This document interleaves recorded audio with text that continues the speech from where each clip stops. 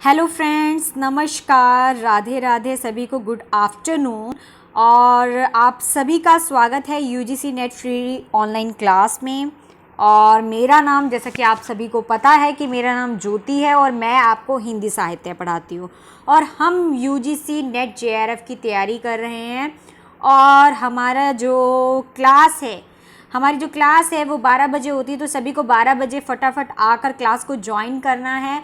और जो भी अटेंड नहीं कर पाते हैं वो शाम को भी जब मर्ज़ी जो है देख सकते हैं। तो मेरे अगर चैनल को सब्सक्राइब नहीं किया है तो प्लीज़ मेरे चैनल को सब्सक्राइब करें, ताकि आपको अपकमिंग जो भी क्लासेस है वो सारी वहाँ पर मिलती रहे। ठीक है, हम लोगों का सिलेबस अगर देखें यूजीसी नेट का हिंदी का, तो काफ़ी हद तक कंप्लीट हो गया है। जैसे कि हमने जो है तीसरी इकाई कंप्लीट कर ली है, पहली इकाई कंप्लीट कर ली है, और अब हम लोग छठी इकाई जो है वो कंप्लीट कर रहे हैं। और आज हमारी लास्ट क्लास होगी छठी क्लास की, और इसके बाद हम चौथी इकाई अपनी शुरू करेंगे। ठीक है, आपको पता ही है हमारी चौथी इकाई जो है वो वैचारिक पृष्ठभूमि के ऊपर है, तो वो हम लोग जो है मंगलवार से जो है शुरू कर सकते हैं।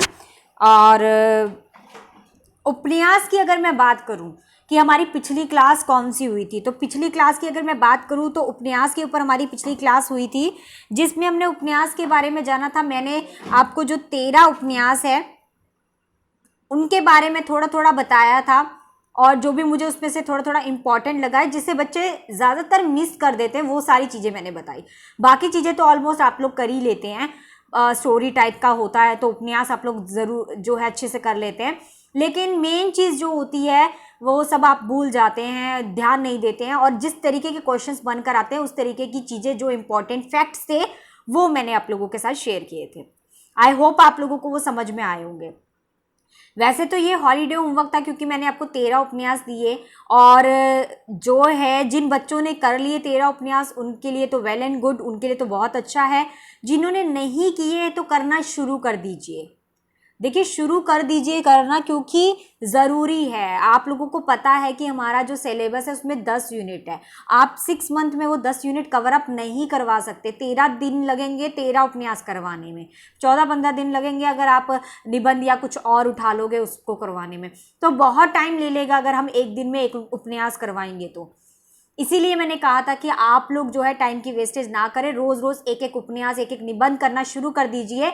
और जहाँ पर कोई डाउट आता है आप लोग मुझसे पूछ सकते हैं कि मैम ये हमने पढ़ा और इसमें हमें ये प्रॉब्लम आ रही है। सो आपकी प्रॉब्लम्स को सॉर्ट आउट करना मेरी प्रॉब्लम है। ठीक है, वो मैं करूँगी, उसे मैं देखूँगी। आपका काम है कि पढ़ाई करना। तो जैसे मैं आगे से आपकी यूनिट्स कंप्लीट करवा रही हूँ, जो थ्योरेटिकल पोर्शन है वो मैं करवा रही हूँ, तो आपका काम है कि पीछे से जो चीज़ आप कर सकते हो, ठीक है, वो आप लोग करिए। ठीक है, और मैंने आप लोगों को बोला भी था कि आप लोग मुझसे बात करने के लिए जो है मुझे फेसबुक में ज्वाइन कर सकते हैं। फेसबुक में मेरा जो है अकाउंट है राधे ज्योति करके, RADHY राधे JYOTI ज्योति। तो राधे ज्योति करके फिलर फॉर्म की पिक लगी हुई है, उसमें फिलर फॉर्म की पिक लगी है, तो आप लोगों को जल्दी मैं मिल भी जाऊंगी उसमें। ठीक है, तो वहाँ पर आप लोग मुझसे क्वेश्चन आर वगैरह सब कर सकते हैं, और मैं वहाँ आंसर भी दे देती हूँ आप लोगों का। तो आपको कोई भी प्रॉब्लम आएगी तो। और ये भी चीज़ मैंने आप लोगों को कही कि 13 उपन्यास है, अगर 13 उपन्यास में से कोई उपन्यास ऐसा है, आप लोग सभी के सभी फ्रेंड्स हैं, और आप लोग जैसे आपको कोई उपन्यास नहीं आता, किसी और को आता, तो आप उससे समझ सकते हैं। ठीक है, और अगर ऐसा होता है कि कोई उपन्यास जो आपको बिल्कुल ही समझ नहीं आया, किसी को समझ में नहीं आया, तो you can share with me. आप सभी के सभी मुझसे शेयर करें कि ये वाला मैम उपन्यास नहीं समझ में आ रहा है, एक बार आप समझा दिए, मैं अपने सारे काम छोड़कर सबसे पहले आपको प्रेफरेंस देती हूँ। तो मैं आपको वो उपन्यास ज़रूर कराऊंगी, वो भी डीपली, वो भी अच्छी तरीके से। ठीक है, ताकि आपका कोई भी फैक्ट ना छूटे। समझ आया, वो मेरी रिस्पॉन्सिबिलिटी है। लेकिन अगर आपको आगे हैं 13 उपन्यास अच्छी तरीके से, फिर कोई दिक्कत वाली बात नहीं है। तो आज हमारी उपन्यास के ऊपर MCQs की क्लास है, और कल भी थी हमारी, MCQs भी किए थे हमने और साथ में समझा भी था। तो ये 2 क्लासेस बहुत है हमारी इकाई जो है 6 के लिए। अब सोमवार से हम लोग इकाई, सोमवार नहीं, मंगलवार से, आज तो सोमवार ही है, मंगलवार से हम लोग जो है इकाई जो है 4 शुरू करेंगे, जिसमें हमारा है वैचारिक पृष्ठभूमि। तो वैचारिक पृष्ठभूमि का जो पहला टॉपिक होगा आप लोग देख लेना कौन सा है, तो वही क्लास हम लोग लेंगे। आई थिंक शायद मेरे ख्याल से भारतीय नव जागरण और स्वाधीनता आंदोलन के वैचारिक पृष्ठभूमि वाला शायद है। तो वो वाला टॉपिक होगा, तो वो हम लोग जो है कंप्लीट करेंगे। ठीक है, चलिए आगे चलते हैं। इकाई हमारी 6 चल रही, भाग दूसरा चल रहा है।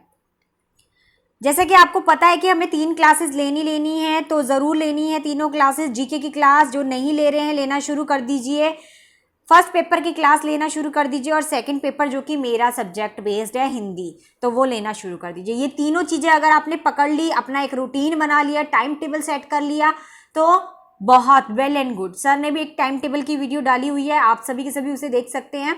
ठीक है, काफ़ी बेनिफिट करेगी आप लोगों को। ठीक है, तो इस तरीके से पढ़ना शुरू कर दीजिए। जहां प्रॉब्लम आ रही है, आपकी टीचर ऑलवेज आप लोगों के साथ है। ठीक है, तो जिन्होंने जो है व्हाट्सअप इंस्टाग्राम वगैरह ज्वाइन नहीं किया, वो भी कर सकते हैं ज्वाइन। यहाँ पर आपको सिर्फ अपकमिंग जो भी क्लासेस है, अपकमिंग जो वीडियोस है, अपकमिंग जो भी इंफॉर्मेशन है, लाइक यूजीसी एनटी यूजीसी की जो भी रिगार्डिंग इंफॉर्मेशन होती है, वो सारी आपको इन्फॉर्मेशन यहाँ टाइम टू टाइम मिलती रहेगी। कब फॉर्म निकले, कब एडमिट कार्ड आए, सारी इन्फॉर्मेशन आपको यहाँ पर मिलेगी। तो ये काफ़ी हेल्पफुल इस चीज़ के लिए आपके लिए होगा। और क्लासेस का भी आपको नहीं पता चल पाता है, तो यहाँ आपको पता चल जाएगा। बाकी मेरी क्लास तो आपको बता दूं कि रोज़ 12 बजे होती है, तो आप लोग 12 बजे रोज़ डेली 12 PM पे दोपहर को आफ्टरनून के टाइम पर आप इसको अटेंड कर सकते हैं। अगर आपने एप्लीकेशन को इंस्टॉल नहीं किया है, तो आप प्ले स्टोर पे जाइए, वहाँ पर फिलर फॉर्म लिखेंगे तो ये एप्लीकेशन आ जाएगी, उसको इंस्टॉल कर लीजिए। वहाँ पर आपको पेपर 1 और पेपर 2 दोनों के जो है फ्री नोट्स मिल रहे हैं, तो फ्री नोट्स आप वहाँ से ले सकते हैं, जो है आपके लिए हेल्पफुल होगा, डाउनलोड भी कर सकते हैं।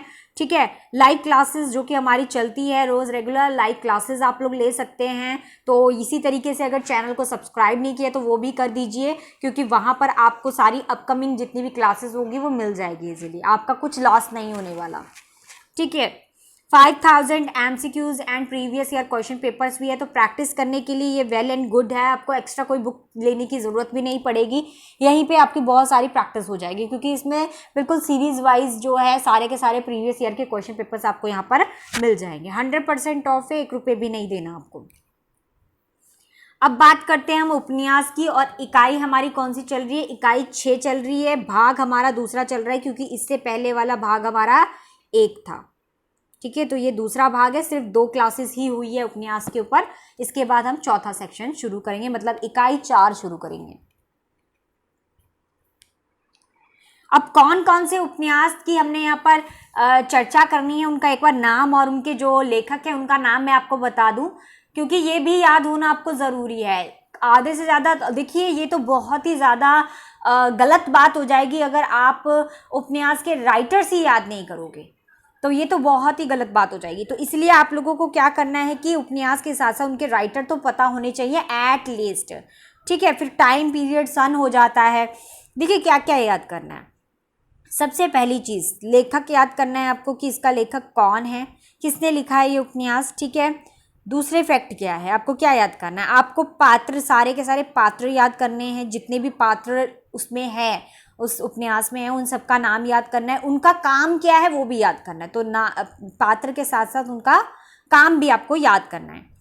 फिर उसके बाद तीसरे पॉइंट की बात करूं तो क्या होना चाहिए, आपको ये पता होना चाहिए कब प्रकाशित हुआ था।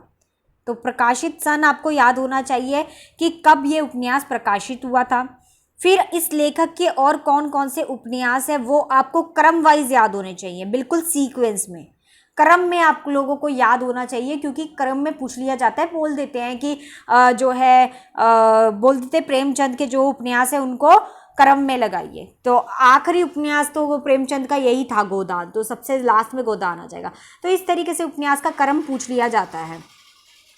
और क्या फैक्ट्स हो सकते हैं, और एक चीज़ और याद रखनी है आप लोगों को कि ये किस तरीके का उपन्यास है। जैसे कि बताया कि आंचलिक उपन्यास है, कुछ जो है ऐतिहासिक उपन्यास है, कुछ विश्लेषणात्मक उपन्यास है, कुछ मनोविश्लेषणात्मक उपन्यास है। तो इस तरीके के जो उपन्यास है उसका जो कि किस तरीके का उपन्यास जो है वो आपको पता होना चाहिए।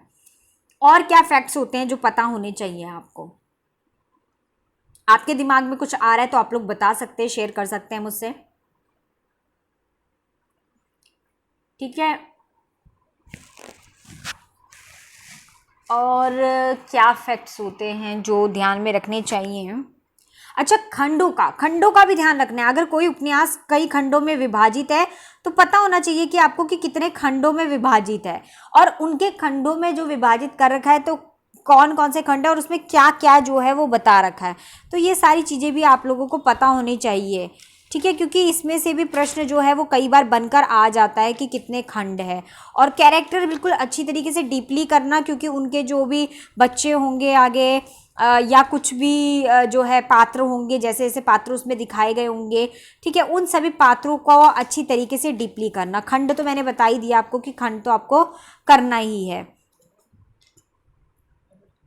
उसके अलावा आप लोगों को और क्या करना है, सभी अलग तरीके से करना है। जैसे पुरुष पात्र आपने अलग पढ़ लिए, ठीक है, स्त्री पात्र उसमें कौन कौन से थे वो पढ़ लिया आपने, ठीक है। किस तरीके की परिस्थितियों को दिखाया गया है, परिस्थितियों की चर्चा भी आप लोगों ने करनी है, तो परिस्थितियां भी ऐड आप कर सकते हो यहाँ पे, ठीक है, कि किस तरीके की परिस्थितियों में जो है वो उपन्यास जो है वो लिखा गया था। और क्या हो सकता है,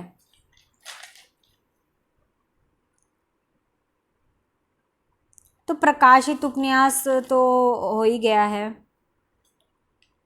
ठीक है। और क्या है, और उसमें मेन उद्देश्य क्या बताया गया, उद्देश्य की चर्चा भी आप लोग कर सकते हैं। थोड़ा सा पता होना चाहिए आपको उद्देश्य के बारे में, मतलब जिनमें से जो प्रश्न उठकर ज़्यादातर आते हैं मैं आप लोगों को वो ही बता रही हूँ, ठीक है, कि किस तरीके के जो प्रश्न हैं वो बनकर आ जाते हैं। कभी कभी क्या होता है, कुछ कुछ पंक्तियाँ होती है उपन्यास में, कुछ कुछ पंक्तियाँ होती है, तो पूछ लेते हैं कि ये पंक्तियाँ किसने किसको कही है, तो ये भी पूछ लेते हैं, या किसकी किसकी पंक्तियाँ, ये जो शब्द है वो किसने कहे हैं, ठीक है, तो वो सारी चीज़ें आपको पूछ ली जाते हैं, ठीक है। संबंध को भी याद रखना है आपने कि ये अगर होरी है तो होरी की पत्नी का नाम क्या है, ठीक है, तो धनिया है। तो इस तरीके से आपको संबंध भी याद रखने हैं कि एक दूसरे के साथ साथ क्या क्या संबंध उनके हैं, तो संबंधों के ऊपर भी आपने चर्चा करनी है, ठीक है। तो ये सारी चीज़ें होती है जो आपको ध्यान में रखनी होती हैं। तो अब आप लोग जो भी उपन्यास आप लोग पढ़ोगे या अभी पढ़े नहीं है जिन्होंने, वो जो भी पढ़ेंगे तो इस तरीके से आप इन पॉइंट्स को कवर अप करते हुए चलोगे हर एक उपन्यास में, तो डेफिनेटली मुझे लगता है कि आप बीच में खड़े हो और आप पूर्व पश्चिम उत्तर दक्षिण चारों कोनों को कवर अप कर लोगे। समझ आया? फिर क्वेश्चन यहाँ से आए, यहाँ से आए, यहाँ से आए, यहाँ से आए, कहीं से भी आए, यू आर द विनर, ठीक है, आप जीत जाओगे, क्योंकि आपको कहीं से भी क्वेश्चन आता होगा, अगर कहीं से भी आए। आई होप मेरी बात आपको क्लियर हो गई होगी।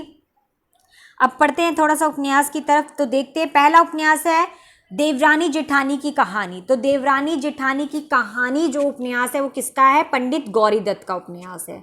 देवरानी जेठानी की कहानी का उपन्यास के लेखक कौन है, गौरीदत्त, पंडित गौरीदत्त। उसके बाद आते हैं परीक्षा गुरु। परीक्षा गुरु के जो लेखक है वो कौन है, लाला श्रीनिवास दास। आगे आ जाते हैं गोदान। गोदान का तो सबको पता है, प्रेमचंद, और प्रेमचंद का यह आखिरी उपन्यास था। उसके बाद आ जाते हैं शेखर एक जीवनी, जिसमें भाग 1, तो भाग 1 भी है और भाग 2 भी है, लेकिन आपको भाग 2 नहीं करना, क्योंकि जो हमारे सिलेबस में उपन्यास दिए गए हैं हमें सिर्फ उनको कवर अप करना है। तो हमारे सिलेबस में उपन्यास है शेखर एक जीवनी भाग 1, जो कि अगेय के द्वारा लिखी गई है, उनके द्वारा रचित है। तो आपको याद करना है अगेय का है शेखर एक जीवनी भाग 1। उसके बाद है बाण भट्ट की आत्मकथा। तो बाण भट्ट की जो आत्मकथा है वो किसने लिखी है, हजारी प्रसाद द्विवेदी जी ने लिखा है बाण भट्ट की आत्मकथा। फिर आ जाता है मैला आंचल। मैला आंचल किसका द्वारा लिखा गया है, तो मैला आंचल बीए के स्टूडेंट्स को पता होगा, फणीश्वर नाथ रेणु। तो फणीश्वर नाथ रेणु जो है उन्होंने लिखा है मैला आंचल उपन्यास। फिर आ जाता है झूठा सच। झूठा सच उपन्यास किसके द्वारा रचित है, यशपाल के द्वारा रचित है झूठा सच। उसके बाद आता है मानस का हंस, जिसमें तुलसीदास जी का वर्णन किया है, क्योंकि रामचरितमानस से उठाया गया है इसलिए मानस का हंस। इसके राइटर कौन है, अमृतलाल नागर। कौन है, अमृतलाल नागर। उसके बाद आता है तमस। तमस का अर्थ भी पूछ लिया जाता है, अंधकार, ठीक है। तो तमस जो है अज्ञान, अंधकार। तमस जो है वो भीष्म साहनी के द्वारा जो है रचित उपन्यास है। उसके बाद आता है राग दरबारी। तो राग दरबारी उपन्यास जो है वो श्री लाल शुक्ल के द्वारा लिखा गया है। मैं बार बार रिपीटिशन कर रही हूँ क्योंकि अंदर प्रश्न आ जाएगा इसमें से। जो भी तथ्य मैंने इंपॉर्टेंट तथ्य आपको कल बताए थे वो भी पूछ लिए जाएंगे, तो अब पता चलेगा कि किसको कितना आता है, किसको कितना याद है, कौन कितना मेरी बातों को ध्यान से समझता है और सुनता है, कितनी अंडरस्टैंडिंग पावर आप लोगों के पास है। ठीक है, उसके बाद आगे आ जाता है जिंदगी नामा। जिंदगी नामा के दो खंड बताए थे, जिंदगी रुख, है ना, जिंदा रुख और जिंदगी नामा। तो कृष्ण सोबती का है ये, इसके लेखक कौन है? कृष्ण सोबती। उसके बाद आता है आपका बंटी। आपका बंटी जिसमें माता पिता होते हैं वो डिवोर्स ले लेते हैं तो अलग अलग हो जाते हैं, तो वो समझ में नहीं आता बच्चे को, बच्चे के सामने एक ऐसी परिस्थिति खड़ी हो जाती है कि किसके साथ रहे और किसके साथ ना रहे। तो ये किसके द्वारा रचित है? मन्नू भंडारी के द्वारा रचित जो है ये आपका बंटी। उसके बाद है धरती धन्ना अपना। धरती धन्ना अपना ये किसके द्वारा रचित है? जगदीश चंद्र के द्वारा रचित है। समझ आ गया? आई होप आपको क्लियर हो गया होगा। देवरानी जेठानी की कहानी पंडित गौरीदत्त, परीक्षा गुरु लाल श्रीनिवास दास, गोदान प्रेमचंद, शेखर एक जीवनी भाग एक अगे, बान भट्ट की आत्मकथा हजारी प्रसाद द्विवेदी, मैला आंचल फणीश्वर नाथ रेणु, झूठा सच यशपाल, मानस का हंस अमृतलाल नागर, तमस भीष्म साहनी, राग दरबारी श्री लाल शुक्ल, जिंदगी नामा कृष्ण सोबती, आपका बंटी मन्नू भंडारी, धरती धन्ना अपना जगदीश चंद्र। ठीक है, तो ये आपको याद करना है और फिर हम आगे चलते हैं।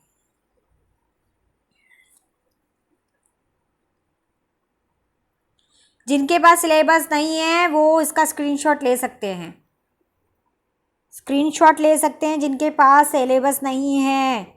इकाई 4 का सिलेबस नहीं है, उपन्यास कौन कौन से आ रहे हैं, स्क्रीनशॉट ले सकते हैं। ठीक है, चलती हूँ अब आगे। चलिए, अब सभी के सभी रेडी हो जाएंगे आंसर्स देने के लिए, और अब खुद को एनालिसिस करेंगे सभी के सभी स्टूडेंट्स, खुद को एनालिसिस करेंगे सभी के सभी स्टूडेंट। ठीक है, कि कितना आप लोगों को आता है, तो आपको कितना आता है खुद को एनालिसिस करिए और देखिए कि आपको कितना आता है, तो किस तरीके से, जिसके जितने गलत होंगे समझ लो उतना ज़्यादा ज़रूरी है आपको उपन्यास पढ़ना। ठीक है, मतलब आपको अभी अच्छी तरीके से नहीं आया है तो आपको उपन्यास और अच्छी तरीके से करने हैं। समझ आ गया?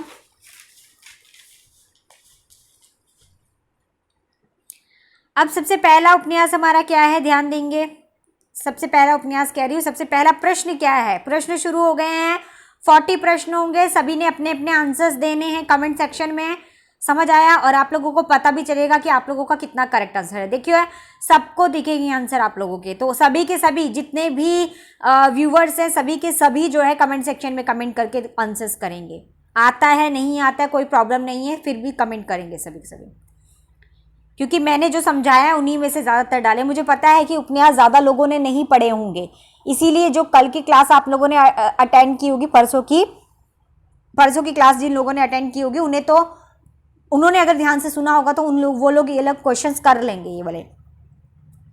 शेखर एक जीवनी उपन्यास किसका है? तो शेखर एक जीवनी उपन्यास किसका है, तो अभी पढ़ाया, ये तो कोई वैसी वाली बात नहीं थी बिल्कुल भी। यशपाल का है, भीष्म साहनी का है, श्री लाल शुक्ल का है या अज्ञेय का है? तो इसका आंसर क्या होगा? राइट आंसर बताइए कमेंट सेक्शन में कमेंट करके। वेरी गुड, यस, इसका करेक्ट आंसर है अज्ञेय। किसका है? अज्ञेय है। अज्ञेय की जो उपन्यास है उन्होंने लिखा है शेखर एक जीवनी भाग 1। भाग 1 बोल दो या भाग 2 बोल दो, दोनों उनका ही है। अगला प्रश्न देखेंगे, शेखर एक जीवनी उपन्यास का प्रथम भाग कब प्रकाशित हुआ है? तो प्रकाशन कब हुआ है प्रथम भाग का? प्रथम भाग पूछा है, द्वितीय भाग भी पूछ सकते हैं, इसलिए मैंने कहा आपको हर एक डायरेक्शन में सोचना है।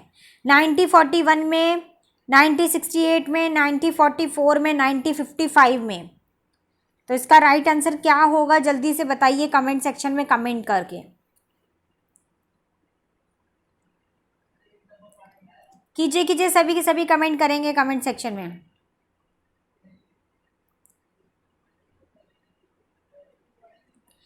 यस, इसका करेक्ट आंसर है 1941 में। तो 1941 में प्रकाशन हुआ था इसका। ठीक है, अगला प्रश्न देखेंगे। किस उपन्यासकार को प्रयोगवाद का जनक कहा जाता है? कौन सा ऐसा उपन्यासकार है? उपन्यास नहीं पूछा, उपन्यासकार पूछा है, मतलब जिन्होंने उपन्यासकार की रचना की है। तो कौन से उपन्यासकार है जिन्होंने प्रयोगवाद का जनक जो है उनको कहा जाता है? तो श्रीनिवास को कहा जाता है, यशपाल को कहा जाता है, फणीश्वर नाथ रेणु को कहा जाता है, या अगेय को कहा जाता है? बताइए, कीजिए कमेंट।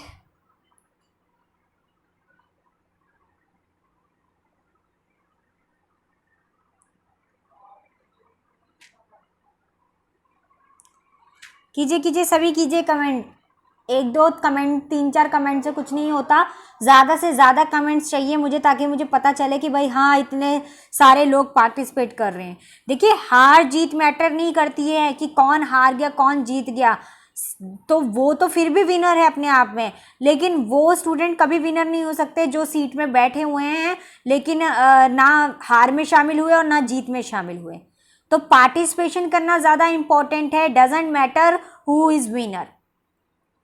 ठीक है, कि कौन जीतेगा ये मैटर नहीं करता है, किसकी हार हुई किसकी जीत हुई ये मैटर नहीं करता है, पार्टिसिपेशन मैटर करता है। तो सभी के सभी कमेंट सेक्शन में कमेंट करेंगे। तो ये प्रयोग जो था, प्रयोगवाद, जो उपन्यासकार को प्रयोगवाद का जनक किसे कहा गया है? तो इसका आंसर आएगा अगेय को, कि अगेय को कहा जाता है उपन्यासकार, अगेय उपन्यासकार जो हैं उनको जो है प्रयोगवाद का जनक कहा जाता है। आगे चलते हैं नेक्स्ट क्वेश्चन में। फोर्थ प्रश्न है हमारा, अगेय का पूरा नाम क्या है? बहुत सारे स्टूडेंट्स को ये आंसर नहीं पता होगा कि अगेय का पूरा नाम क्या है।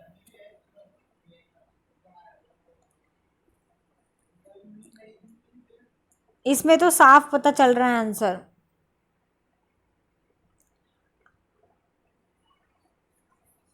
अगेय का पूरा नाम है सच्चिदानंद हीरानंद वात्सल्यान अगेय। सच्चिदानंद हीरानंद वात्स्यायन अगेय इनका पूरा नाम है।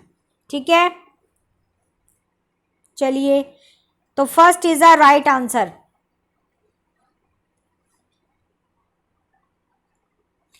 फिफ्थ प्रश्न है हमारा, पांचवा प्रश्न देखेंगे, अगेय को अगेय नाम किसने दिया है? तो अगेय नाम जो है वो किसने दिया है अगेय को? जगदीश चंद्र ने दिया है, मन्नू भंडारी ने दिया है, जसपाल ने, यशपाल ने दिया है, प्रेमचंद ने दिया है? किसने दिया है ये पूछा है आप लोगों से। बताइए कमेंट सेक्शन में कमेंट करके 1 2 3 4 क्या है इसका आंसर।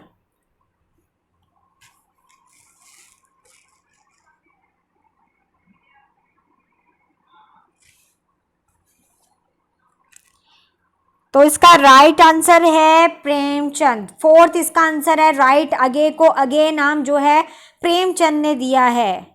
ठीक है, तो मुंशी प्रेमचंद ने इनको अगेय नाम दिया है। उसके बाद छठा प्रश्न हमारा है, निम्नलिखित में से कौन सा उपन्यास दो भागों में विभक्त है? देखिए, मैंने कहा ना भागों वाला प्रश्न भी आ जाता है। तो निम्नलिखित में से कौन सा उपन्यास दो भागों में विभक्त है? शेखर एक जीवनी, मानस का हंस, आपका बंटी, धरती धन्ना अपना, इनमें से कौन सा करेक्ट आंसर है?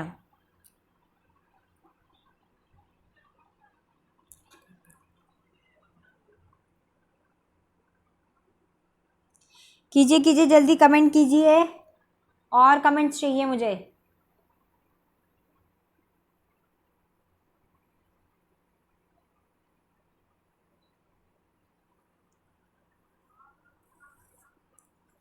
तो इसका करेक्ट आंसर है, सिक्स का करेक्ट आंसर है 1, शेखर एक जीवनी, जिसके दो खंड किए गए, दो भाग किए गए हैं और दोनों में बताया गया है। ठीक है, तो 2 भाग किए गए हैं, दोनों भागों में बताया गया। प्रथम भाग का मैंने बताया भी था आपको कि इसका प्रथम जो प्रकाशन था वो 1941 में हुआ था, और इसका जो द्वितीय प्रकाशन हुआ था वो 1944 में हुआ था। और मेन इसमें जो पूरा का पूरा ये जो लिखा गया था, इसमें स्वतंत्रता की खोज के ऊपर जो है पूरा किया गया था। तो शेखर जो थे वो बिल्कुल ही रूढ़ नैतिकता का घोर विरोधी थे वो लोग पूरे। ठीक है, शेखर जो थे। तो इस तरीके से ये एक पूरा का पूरा मैं कहूँ कि मनोविश्लेषणात्मक जो है उपन्यास निकला था पूरा का पूरा।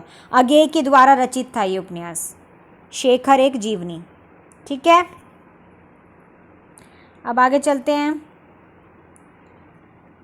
अब प्रश्न है हमारा, बाण भट्ट की आत्मकथा किसकी कृति है? बाण भट्ट की आत्मकथा किसकी कृति है? तो ये आपने बताना है किसकी है। कृष्णा सोबती, अमृतलाल नागर, हजारी प्रसाद द्विवेदी जी की, और लाला श्रीनिवास दास की। तो बताइए किसकी है बाण भट्ट की आत्मकथा? बताइए कमेंट सेक्शन में कमेंट करके। देखिए, इसका मेन पर्पस यही है कि आप लोगों को ये सब चीज़ें याद करवाना। ये तो नॉर्मल चीज़ें हैं जो आप लोगों को पता होनी चाहिए, क्योंकि आप हिंदी साहित्य के स्टूडेंट्स हैं, तो आप लोगों को पता होना चाहिए ये उपन्यास इनका है। और ये 13 उपन्यास को तो आपको अच्छे से पता होना चाहिए। अगर मान लो, देखिए उपन्यास की अगर मैं बात करूं तो कितने सारे उपन्यास है, मतलब गिनती नहीं किए जा सकते, इतने उपन्यास है। मान लो वो आपको सारे के सारे उपन्यास दे देते तो आप लोग कैसे करते इतने सारे उपन्यास? उन्होंने आपको सिलेक्ट करके 13 उपन्यास दिए, तो कम से कम 13 उपन्यास करने की हिम्मत तो रखिए। अगर आपको नेट जेआरएफ करना है तो थोड़ी सी हिम्मत आपको अंदर लानी पड़ेगी, थोड़ी सी मेहनत करनी पड़ेगी। इस तरीके का काम नहीं चलेगा। तो जिन स्टूडेंट्स ने उपन्यास प्रिपेयर नहीं किया है, मेरी बात नहीं मानी थी, वो अभी भी वक्त है, अभी भी प्रिपेयर कर सकते हैं, क्योंकि अभी भी फॉर्म नहीं निकले हैं और आपके पास बहुत टाइम है प्रिपरेशन करने का। जो मैं पढ़ा रही हूँ वो तो आप पढ़ ही रहे हैं, साथ साथ आप लोग ये काम भी कीजिए। मैं आपको अभी टाइम दे रही हूँ, 1 वीक का टाइम दे रही हूँ मैं आपको, आप लोग फिर दोबारा प्रिपेयर कर सकते हैं 1 वीक के अंदर। ठीक है, तो ये सब देखो, ये लॉजिकल। अब ये पर्पस क्या है? ये पर्पस यही है ये प्रश्न करवाने का कि आप लोगों को साथ साथ रट जाए कि ये किसकी कृति है, इसके जो है उपन्यासकार कौन है, इसका सन कब है, इसको साहित्य अकादमी पुरस्कार कब मिला था। तो ये सारी चीज़ें छोटी छोटी चीज़ें हैं जो आपको पता होनी चाहिए, तभी तो आप डीपली अंदर घुस पाओगे उस चीज़ों के, तभी तो समझ आएगा आपको। तो इसका आंसर क्या है? बाण भट्ट की आत्मकथा किसकी कृति है? तो इसका उत्तर है हमारा हजारी प्रसाद द्विवेदी जी। तीसरा उत्तर इसका बिल्कुल करेक्ट है, हजारी प्रसाद द्विवेदी जी। तो जिनका आंसर ये है वो बिल्कुल करेक्ट जा रहे हैं। अब आता है हमारा 8वां प्रश्न, बाण भट्ट किसके दरबारी कवि थे? बाण भट्ट किसके दरबारी कवि थे? अकबर के थे, अशोक के थे, हर्षवर्धन के थे, या इनमें से कोई भी नहीं? तो अकबर और अशोक को आप यहाँ पे एलिमिनेशन मेथड भी अपना सकते हैं, अकबर और अशोक को आप नेगलेक्ट कर सकते हैं। ठीक है, और हर्षवर्धन की तरफ आपका फोकस जाना चाहिए। तो इसका उत्तर क्या होगा? हर्षवर्धन। तो बाण भट्ट किसके दरबारी कवि थे? हर्षवर्धन के दरबारी कवि थे। तो ये छोटी छोटी चीजें जो आपको फैक्ट्स पता होने चाहिए। अगला प्रश्न है, बाण भट्ट की आत्मकथा का प्रकाशन कब हुआ था? अब ये वाला आप बताओगे मुझे, बताइए, क्योंकि ये सब चीजें तो मैं आपको बता चुकी हूं। बाण भट्ट की आत्मकथा का प्रकाशन कब हुआ था?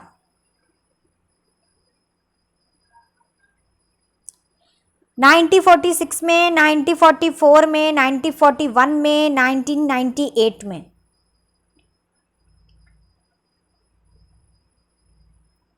मुझे ये भी बताना प्रकाशन कब हुआ था, साथ में ये भी बताना कि बाण भट्ट की आत्मकथा के जो राइटर है वो कौन है।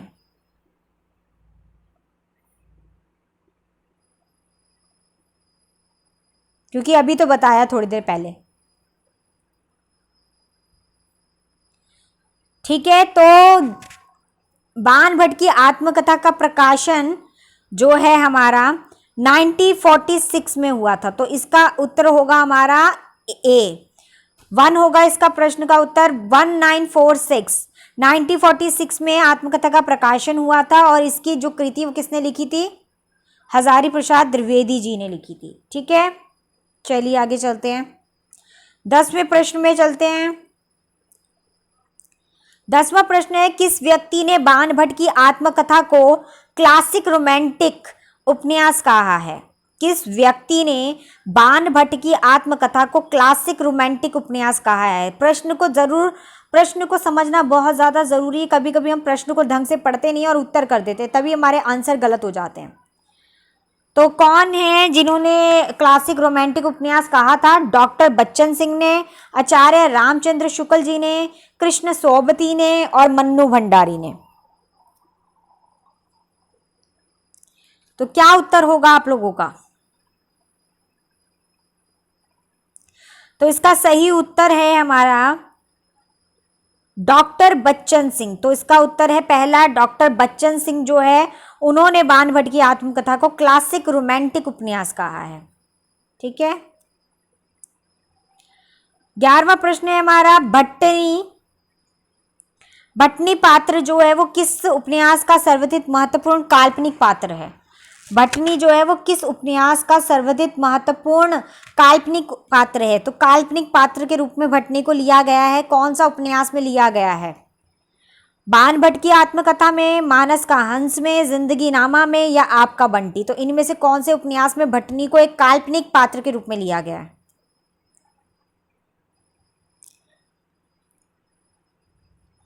तो इसका आंसर होगा बाणभट्ट की आत्मकथा। तो पहला इसका उत्तर है, बाणभट्ट की आत्मकथा में जो है भटनी को एक काल्पनिक पात्र के रूप में लिया गया है। उसके बाद 12वां प्रश्न है हमारा, झूठा सच उपन्यास के प्रथम भाग का क्या नाम है? तो प्रथम भाग के क्या नाम है? झूठा सच।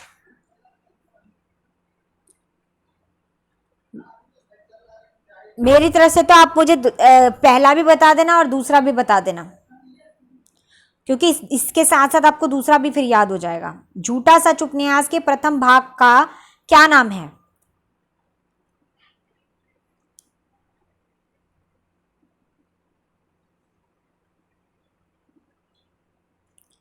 तो इसका करेक्ट आंसर है वतन और देश। तीसरा वाला करेक्ट आंसर है। जिन्होंने तीसरा दिया है उनका आंसर बिल्कुल सही है। वतन और देश जो है इनका प्रथम भाग उपन्यास था झूठा सच। ठीक है, तो पहला कौन सा था? वतन और देश। और अगर हम दूसरे की बात करें तो दूसरा वाला सेकंड जो भाग था, इसका सेकंड भाग वो क्या था? देश का भविष्य। क्या था? देश का भविष्य। तो याद रखना, पहला है वतन और देश और दूसरा है देश का भविष्य। पूछ लेंगे तो लिख लेना। आगे है 13वां प्रश्न हमारा, कौन सा उपन्यास भारत विभाजन की त्रासदी को व्यक्त करता है? त्रासदी का अर्थ मैंने आपको इकाई 3 में जो है करवाया था और त्रासदी का अर्थ भी बताया था। ठीक है, तो भारत विभाजन की त्रासदी को व्यक्त करता है ऐसा कौन सा उपन्यास है? तमस उपन्यास है, मानस का हंस है, झूठा सच है, धरती धरना अपना, ये वाला उपन्यास है। तो बताइए आंसर क्या है?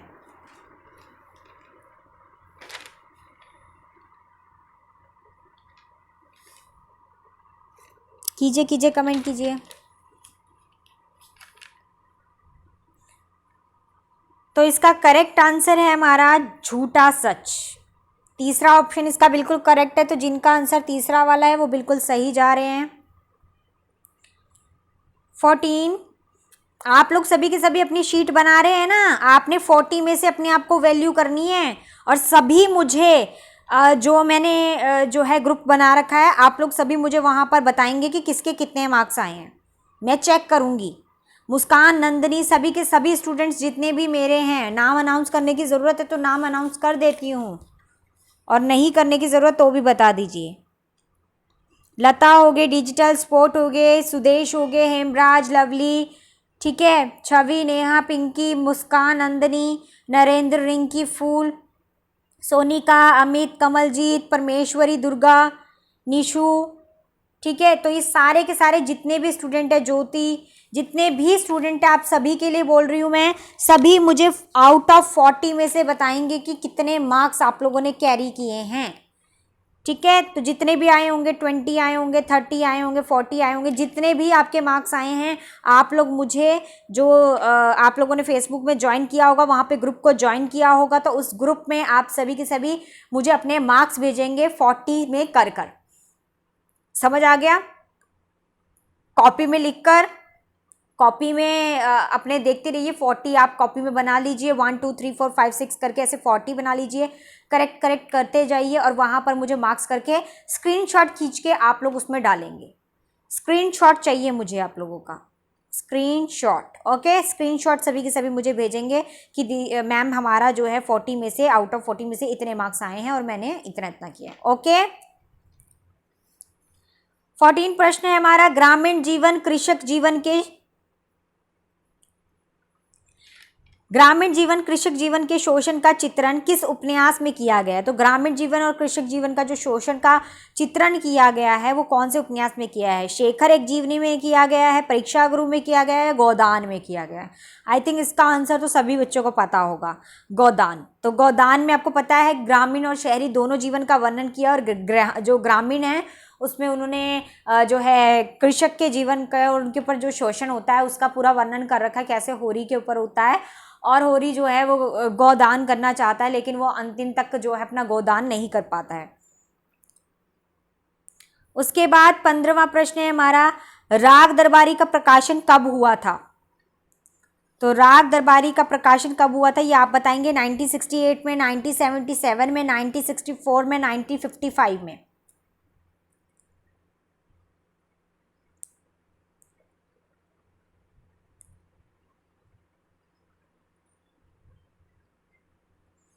आफ्टर क्लास सभी ने मुझे भेजने हैं अपने मार्क्स।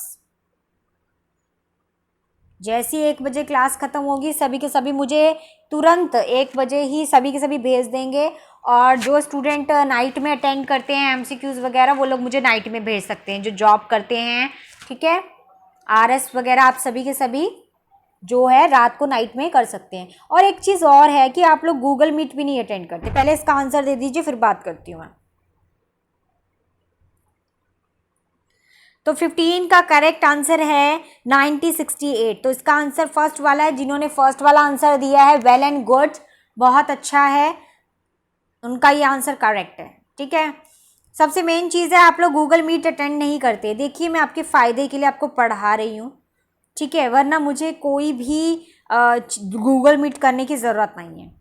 ठीक है, मैं चुपचाप अपना पढ़ाऊँ और अपना पढ़ा के निकल जाऊँ, लेकिन मैं ऐसा नहीं करती हूँ। मैं स्टूडेंट का बेनिफिट देखती हूँ। मैं आप लोगों के लिए इतनी मेहनत कर रही हूँ, आप लोगों को पढ़ा रही हूँ। जब मैं गूगल मीट करती हूँ मतलब करती हूँ, उस टाइम सभी को गूगल मीट अटेंड करनी है। और मैंने तो सबके लिए सहूलियत देखी है। आप लोग क्यों नहीं अपने लिए टाइम निकाल पाते हैं?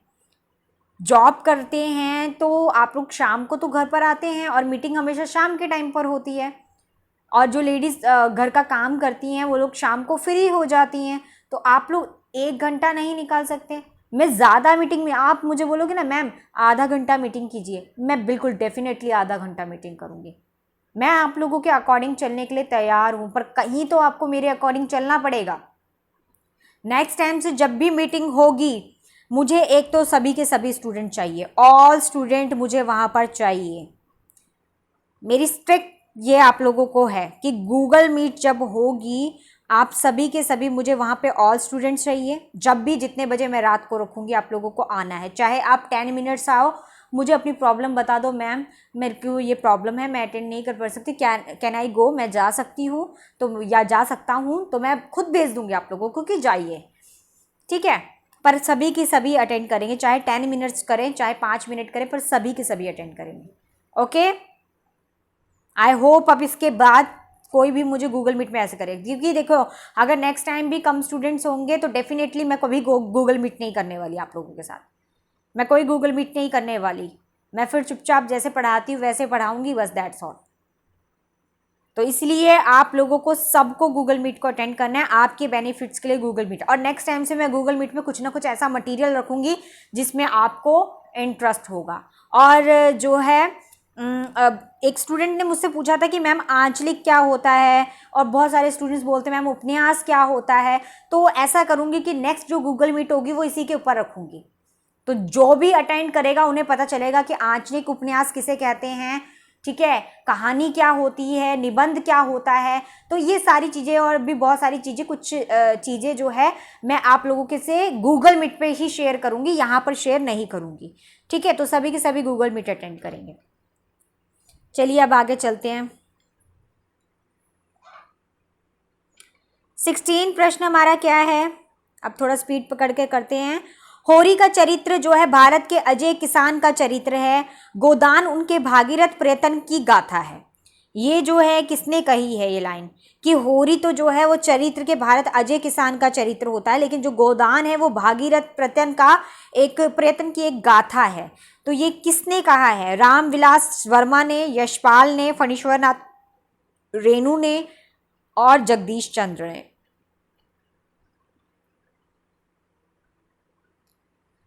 तो इसका करेक्ट आंसर जो है, कीजिए कीजिए फटाफट कमेंट कीजिए, इतना टाइम नहीं होता है, हमने 40 क्वेश्चंस करने हैं तो टाइम भी हमने देखना है, इतना टाइम लगाएंगे तो हो गया। इसका करेक्ट आंसर है रामविलास वर्मा। तो जिनका करेक्ट आंसर है रामविलास वर्मा वो बिल्कुल सही है। नेक्स्ट प्रश्न है 17 हमारा, राग दरबारी उपन्यास किसका है। ये तो उसका आंसर फटाफट दे दीजिए, राग दरबारी उपन्यास किसका है।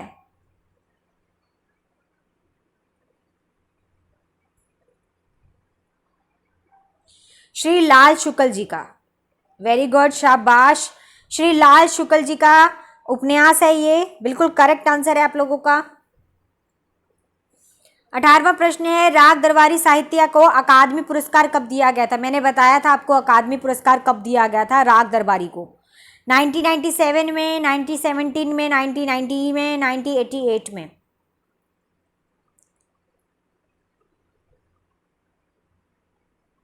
तो इसका करेक्ट आंसर है 1917। तो जिसका आंसर सेकंड वाला है उनका बिल्कुल करेक्ट है।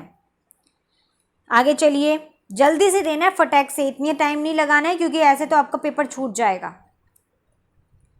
जिसने पढ़ा होता है वो तो फटाक से दे देता है। 90 यहाँ पे आएगा वे पैदाइशी नेता थे क्योंकि उनके बाप भी नेता हैं। यह कथन किस उपन्यास का है। कथन भी पूछ लिया जाता है, इसीलिए बोला था कि कथन को भी ध्यान से सुनना, व्यंग्य को भी ध्यान से पढ़ना, जो भी व्यंग्य भी दिए गए हैं। वे पैदाइशी नेता थे क्योंकि उनके बाप भी नेता थे। ये कथन किस उपन्यास का है। राग दरबारी का है, ठीक है, राग दरबारी का है, जिंदगी नामा का है, धरती धन्ना अपना का है, या मैला आंचल का है। तो इसका करेक्ट आंसर है राग दरबारी। तो जिसका आंसर है राग दरबारी वो बिल्कुल सही है, इसका करेक्ट आंसर राग दरबारी है। अब है 20वां प्रश्न, राग दरबारी किस गांव पर आधारित कहानी है। राग दरबारी किस गांव पर आधारित कहानी है या उपन्यास है। शिवपाल गांव पर, शिवपालगंज पर, दोनों पर, दोनों में से कोई नहीं।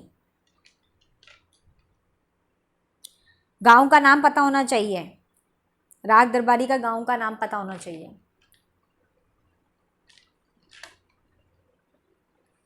तो इसका करेक्ट आंसर है शिवपाल गांव। तो शिवपाल गांव जो है वहां की पूरी के पूरे गांव पे आधारित उपन्यास लिखा गया था राग दरबारी। 21वां प्रश्न है, निम्न में से कौन सा उच्च कोटि का बिंदु उपन्यास है। उच्च कोटि का उपन्यास कौन सा है। जिंदगी नामा, झूठा सच, राग दरबारी या तमस।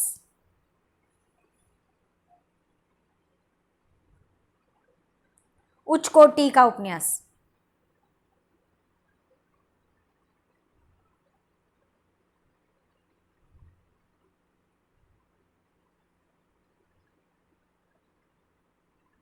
करेक्ट आंसर है राग दरबारी, ठीक है। तो राग दरबारी जो है इसका करेक्ट आंसर है, जिसे उच्च कोटि का उपन्यास कहा जाता है।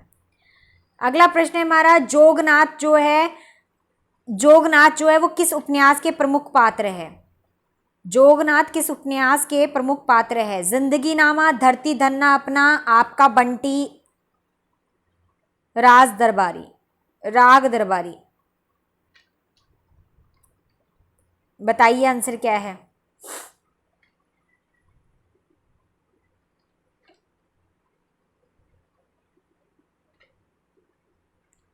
जोगनाथ किस उपन्यास का प्रमुख पात्र है?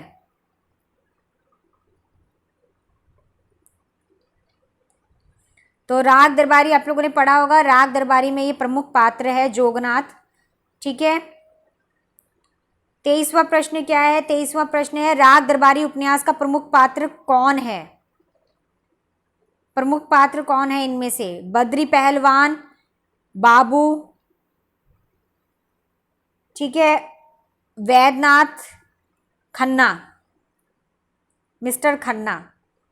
तो इनमें से कौन सा आंसर करेक्ट है? प्रमुख पात्र बताना है राग दरबारी का इनमें से। जो दिए होते हैं उनमें से भी पूछ लिए जाते हैं कभी कभी, तो इनमें से पूछा है तो इनमें से एक बताना पड़ेगा।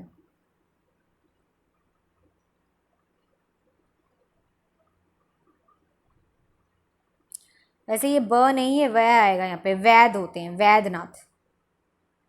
तो इसका करेक्ट आंसर है वैद्यनाथ। तो जिनका आंसर वैद्यनाथ है वो बिल्कुल सही जा रहे हैं। राग दरबारी उपन्यास के प्रमुख पात्र है वैद्यनाथ। 24वां प्रश्न देखेंगे, कृष्ण सोबती का जिंदगी नामा के लिए साहित्य अकादमी पुरस्कार कब मिला था? तो पुरस्कार की बात कर रहे हैं, साहित्य अकादमी पुरस्कार कब मिला था? 1988 में, 1980 में, 1968 में, 1979 कब मिला था?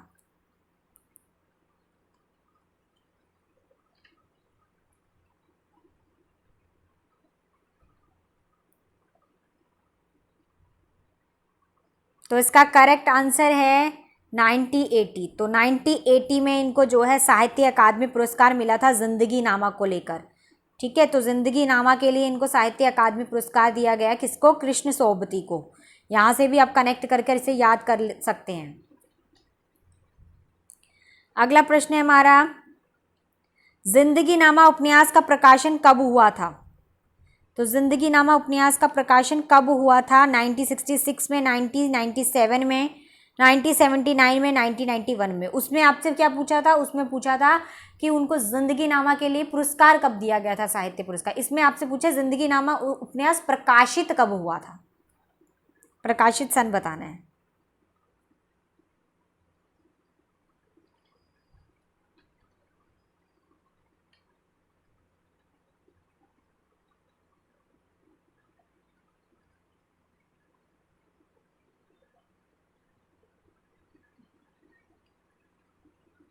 ठीक है, तो इसका करेक्ट आंसर क्या है? इसका करेक्ट आंसर है 1979। तो जिसका आंसर थर्ड वाला है 1979 वो बिल्कुल सही है। जिंदगी नामा उपन्यास का प्रकाशन 1979 में हुआ था। 26वां प्रश्न है हमारा, जिंदगी नामा किसका उपन्यास है? अभी बताया थोड़ी देर पहले, ये तो पता होना चाहिए। यशपाल का, भीष्म साहनी का, श्री लाल शुक्ल का, कृष्णा सोबती का।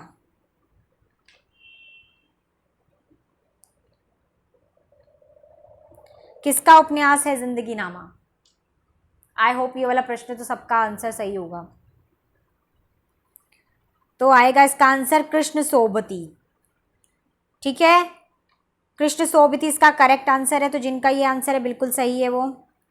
27वां प्रश्न है हमारा, सानी, सानी नहीं आएगा, यहाँ पे आएगा साहनी। साहनी, चाची, लाली, यह सारे सभी जो पात्र हैं वो किस उपन्यास के हैं? साहनी, चाची, लाली, ये सारे जो उपन्यास पात्र है ये किसके हैं? जिंदगी नामा के, आपका बंटी में है, मानस का हंस में है, या मैला आंचल में? कौन से उपन्यास में है?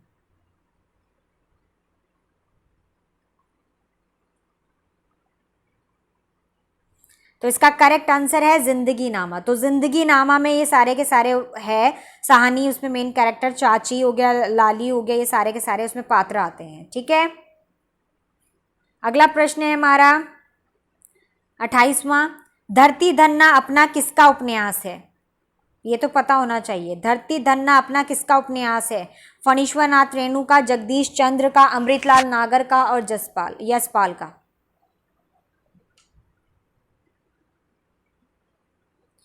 धरती धरना अपना किसका उपन्यास है?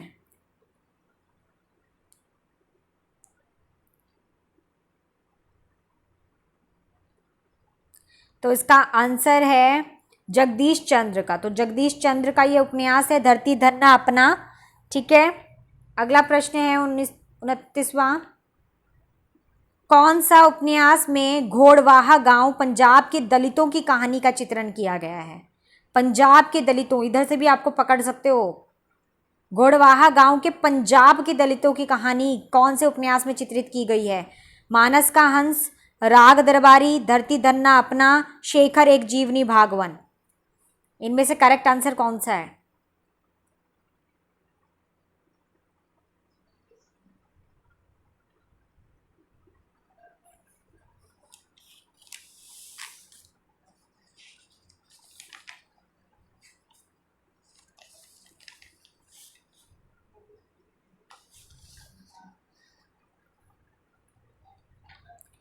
तो इसका करेक्ट आंसर है कि घोड़वाहा गांव पंजाब के दलितों की कहानी जो है धरती धन्ना अपना। धरती धन्ना अपना में आप लोगों को बताया था ना मैंने, पंजाब के दलितों की कहानी जो थी इसमें पूरी जो है लिखी गई थी और उन्हीं के बारे में पूरा का पूरा इसमें जो है बताया गया था। और इसके जो राइटर थे, मतलब उपन्यासकार थे, वो कौन थे? जगदीश चंद्र। तो जगदीश चंद्र जो है उन्होंने ये जो उपन्यास था वो लिखा था और उसमें उन्होंने जो है धरती धन उसमें जो उन्होंने पंजाब के दलितों की कहानी जो है वर्णित की थी। उसके बाद 30वां आ जाता है हमारा, जिंदगी नामा का प्रथम भाग का नाम क्या था? तो प्रथम भाग का नाम बताना है आप लोगों को। जिंदगी रुख, जिंदगी नामा, दोनों, इनमें से कोई भी नहीं। प्रथम का पूछा है, जिंदगी रुख आएगा यहाँ पे। तो प्रथम भाग कौन सा था? तो इसका करेक्ट आंसर होगा जिंदगी रुख। ठीक है, तो जिंदगी रुख इनका प्रथम उपन्यास, प्रथम जो है भाग था। 2 भागों में विभाजित किया था जिंदगी नामा को। जिंदगी नामा के मतलब 2 उन्होंने किए थे। एक तो था जिंदगी रुख और एक था जिंदगी नामा, और हम लोगों ने जिंदगी नामा पढ़ा है। तो पहला भाग इसका जिंदगी रुख था। अगला प्रश्न हमारा, काली और रानो जो है, काली और रानो किस कहानी के पात्र है? मैला आंचल के, झूठा सच के, परीक्षा गुरु के, धरती धन्ना अपना के।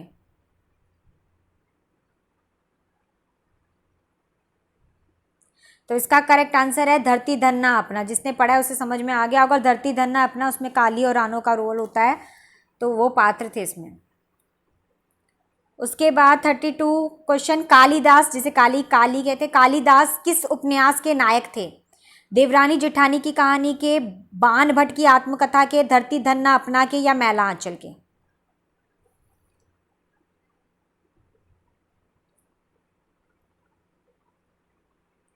तो इसका उत्तर है धरती अपना। तो काली जो है वो नायक थे धरती धन्ना अपना के। उसके बाद 33 प्रश्न हमारा है, झूठा सच उपन्यास का प्रमुख पात्र कौन है? तो कौन सा है? झूठा सच उपन्यास का प्रमुख पात्र जयदेव पुरी है, तारा है, कनक है, मिस्टर राम लुभाया है। इनमें से कौन है? प्रमुख पात्र पूछा है, ध्यान रखना, प्रमुख पात्र।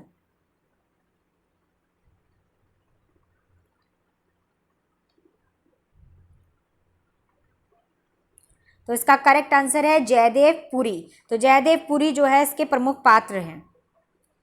उसके बाद है गोदान जो है कहानी, 34 प्रश्न है हमारा, गोदान कहानी का नायक कौन है?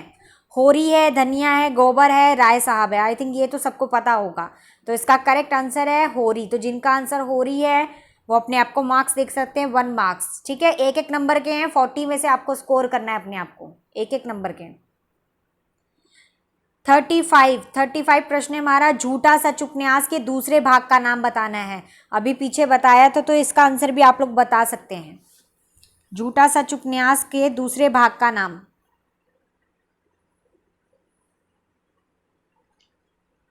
तो पहले भाग का नाम तो ये था, देश क्या कहते हैं, वतन और देश, और दूसरे भाग का नाम क्या है, देश का भविष्य। तो ये इसका करेक्ट आंसर है, जिसका आंसर देश का भविष्य है वो बिल्कुल सही है।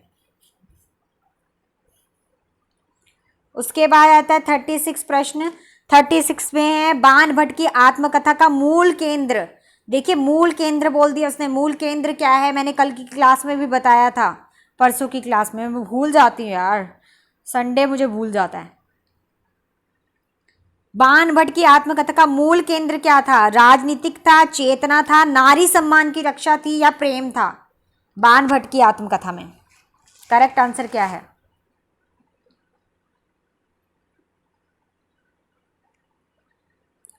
तो इसका करेक्ट आंसर है नारी सम्मान की रक्षा। तो जिसका आंसर ये है, क्योंकि इनका मूल केंद्र जो है इस पे फोकस किया गया था कि नारी के सम्मान की रक्षा की बात यहाँ पर की गई थी बाण भट्ट की आत्मकथा में। फिर 37 प्रश्न है हमारा, निम्नलिखित में से कौन सा खंड शेखर एक जीवनी के प्रथम भाग उत्थान उत्थान जो है उत्थान से संबंधित है। निम्नलिखित में से कौन सा खंड शेखर एक जीवनी के प्रथम भाग उत्थान से संबंधित है? बीज और ईश्वर, बीज और अंकुर, बंधन और जिज्ञासा, शशि और शेखर। तो इसका करेक्ट आंसर क्या होगा?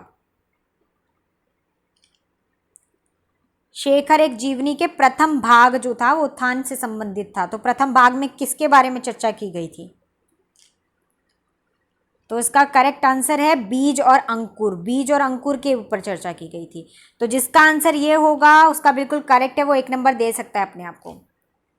उसके बाद 38 प्रश्न है हमारा, भीष्म साहनी के तमस उपन्यास में पहले खंड में कितने प्रकरण हैं? पहले खंड की बात कर रहा है कि पहले खंड में कितने प्रकरण थे, प्रकरणों की चर्चा कर रहा है। और मैंने आप लोगों को कल की क्लास में बताए भी थे प्रकरण। तो 11 प्रकरण थे, 10 प्रकरण थे, 5 प्रकरण थे, या 13 प्रकरण थे?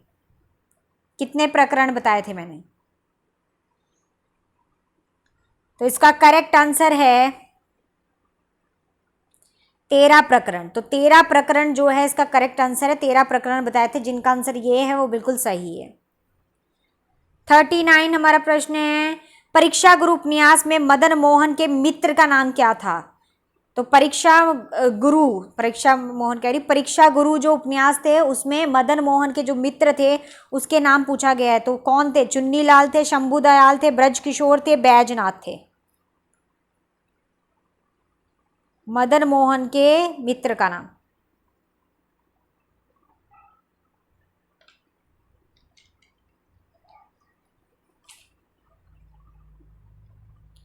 तो मदन मोहन के मित्र का नाम था ब्रज किशोर। तो जिसका आंसर है ब्रज किशोर वो बिल्कुल करेक्ट है। तो मदन मोहन के मित्र का नाम था ब्रज किशोर, जो बाद में वकील भी बन जाता है।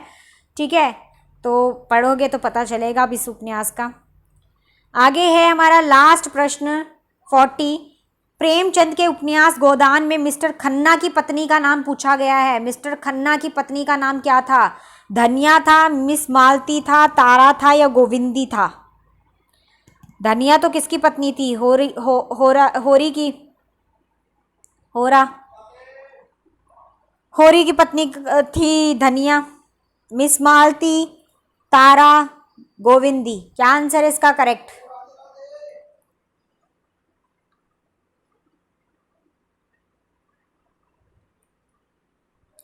तो इसका करेक्ट आंसर है गोविंदी।